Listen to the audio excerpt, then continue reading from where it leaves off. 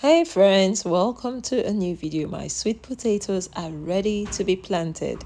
So let's plant this together. Now, in the UK, there are a few things you need to know if you want to grow sweet potatoes. First and foremost, sweet potatoes really want it hot. So our temperatures are not warm enough at night. And so I'm going to share with you what I do if I'm planting outdoors. Ideally, I plant in my polytunnel in grow bags, but then sometimes I have to plant outdoors if I want to harvest a bit more. Thankfully, you can do this.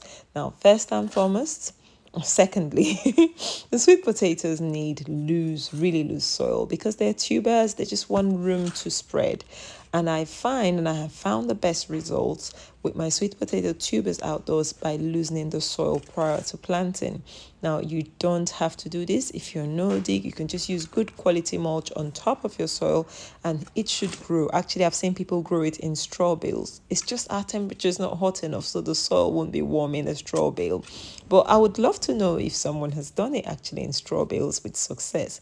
Now, after making this little ridge, we're just going to level the top up and we're making room to put in our homemade compost. Now, this is my biggest secret to growing sweet potatoes.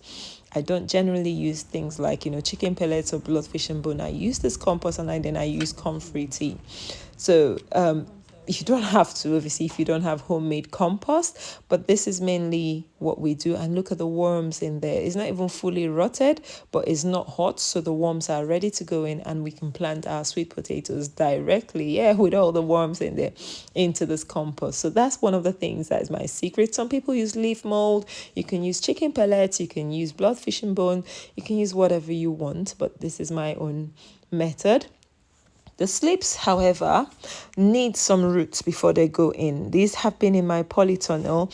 Now, the roots have not developed as well as I would love them to be at this time of the year. They should have been like in soil for over, a month. But this was the late harvest of slips. My first sweet potatoes have been planted about a month ago, actually, in the polytunnel. So this is my last batch. Ideally, you can start them a bit earlier so they have better root structure and you get bigger tubers at the end of the harvest season. So they're going straight into this compost. Just make a little hole. If they're in soil, like these ones in the pots, they haven't even fully established. You can see there's no much root structure in those ones.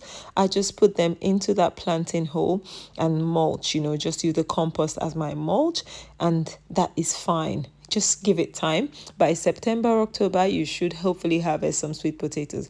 So once again, look, it doesn't look so healthy, that little one, because I only harvested them a couple of weeks ago and they were like really tiny. After harvesting or after planting, harvesting, not yet, we water with some, homemade comfrey tea like I shared. I love using comfrey and a bit of seaweed for my sweet potato, especially for my transplants. It really makes a difference. They look so healthy after a week.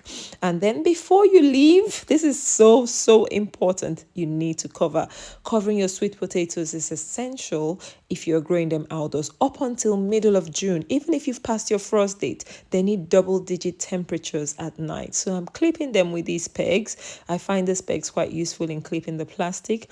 Obviously, not everyone likes using plastic, but I do for sweet potatoes. And then this is the finished work. Have you enjoyed the video? Give us a thumbs up, share your sweet potato tips, and until next time, see